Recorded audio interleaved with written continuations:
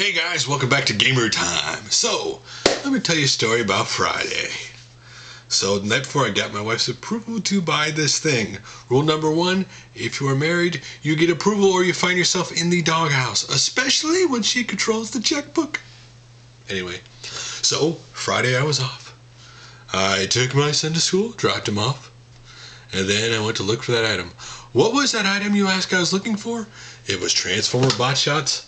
This specific 3-pack with Acid Storm, which is a super bot, because this is the rarer of all the bot shots right now. So, I go to my Target, even though they're remodeling, putting more food stuff in the store. I go to the toy aisle, though they have some bot shots, they don't have the 3-pack. Like, okay. So I reverted back to my childhood when I used to collect the Transformers in the Generation 1, in the 80s. And I went, well, I've been to Kmart in years. Let's go to Kmart, see if they have any. So I go to Kmart. I go to the toy aisle.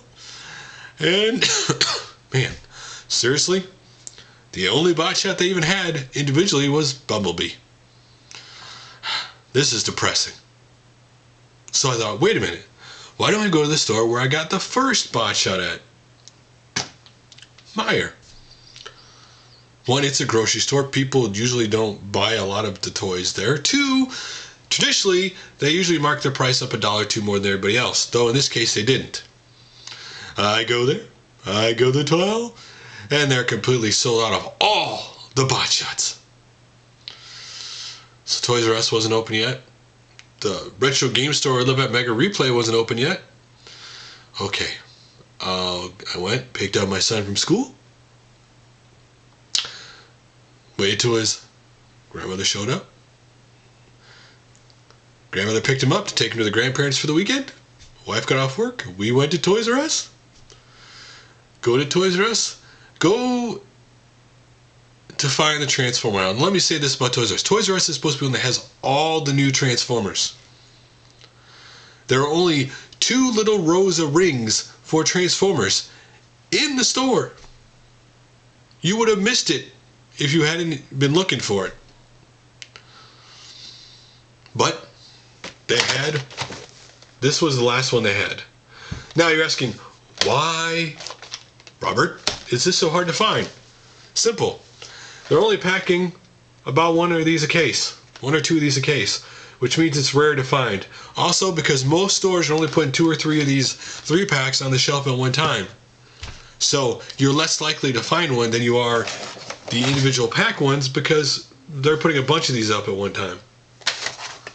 Well, I'm really glad to get it. I'm really glad to get Acid Storm. I've only got the 2 launchers to get, which I haven't seen anywhere yet. They're not out. Haven't come out yet. They're going to come out soon. The 4 of the original bot shot visuals I don't have, and then the other 3-pack. I know 44 total are coming out this year. They're really awesome. So, you ask, what have you been doing game-wise, Robert? Have you been playing a lot of games? Only one. And it's not a new game. While everybody else is playing Mass Effect 3, talking about how it is the greatest game ever made, which that's every big game released this generation. Everybody says it's the greatest game ever made, which it's no doubt it's a good game.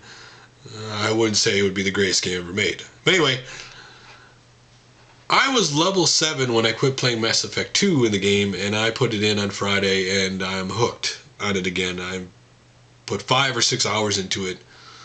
Got 6 or 7 more achievements. So I plan on playing it till I beat it this time. But what is depressing about playing it again is I found out that Mass Effect 1 and 2, there's 1,000 different things from those 2 games that matter in Mass Effect 3. And that whatever girl you end up in Mass Effect 1 and whatever girl you end up in Mass Effect 2, spoiler alert, could end up in a love triangle in Mass Effect 3. Why am I depressed about playing through Mass Effect 2? Because I need to eventually get Mass Effect 1, completely play through that. That means I'll eventually have to play through Mass Effect 2 again, so that when I get Mass Effect 3, I've done all the things that can affect the game. which I probably won't begin that game anytime soon. So it is the last game in the series. It's doing really well. It's not like I have to go buy it to make sure there's another one. It's the last game. I don't doubt at some point they'll do some spin-off of some kind or something, but because, I mean, the sales of those games were just too high and the universe was just so rich and big, they can easily do some spin-off of some kind. But play a little Mario Kart 7. That's actually all the games I've actually played. Though today, me and the family went to a theater that was playing The Muppet Show. The last one came out. That is simply, you know what? It has a lot of funny comedy. Not just kid, silly comedy, but comedy in general. I mean, both me and my wife laughed a lot. That movie was hilarious. It was hilarious because it was a movie telling you it knew it was a movie, making fun of itself along the way. And also it was great because if you watched The Muppet Show back when it originally came on TV, there was a lot of hark back to it. But if you had never watched it, the story still came through really good. Really, really fun movie. But guys, that's really everything that's been going on around here. So I will talk to you all tomorrow.